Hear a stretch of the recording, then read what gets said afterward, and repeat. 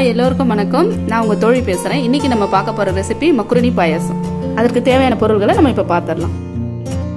Macaroni 1 cup, பால் 1/2 litre, சர்க்கரை தேவையான அளவு, முந்திரி 50 கிராம், பாதாம் 15 பீஸ், 3 ஏலக்காய். முதல்ல நம்ம பாலை கொதிக்க வச்சிடலாம். ஒரு பாத்திரத்துல பால் சேர்த்துருங்க. தண்ணி எதுவும் சேர்க்காம அது கொதிக்கணும்.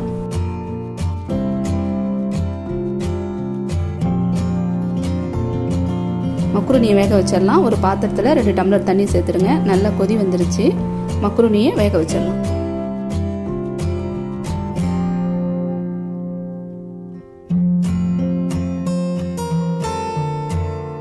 பாருங்க, நல்லா வெந்துருச்சு மக்ருனி.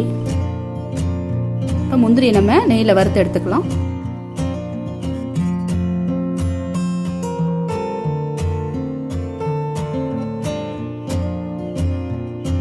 நல்ல செவக்க வறுத்து எடுத்தாச்சு. பாருங்க, பால் நல்லா கொதி வந்துருச்சு. இப்போ நம்ம சர்க்கரையை சேர்த்து மிக்ஸ் பண்ணலாம்.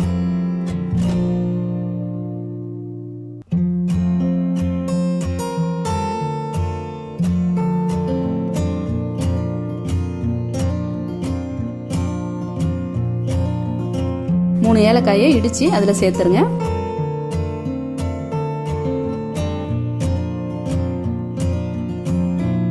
இப்போ நம்ம துருவி வச்சிருக்க பாதாமை இதில் ஆட் பண்ணிடலாம். நல்லா கலந்து விடுங்க.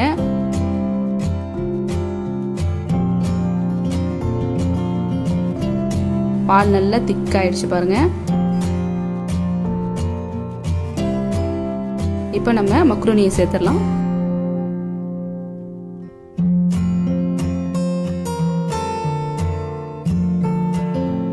இது ஒரு 2 நிமிஷம் கொதிக்கட்டும்.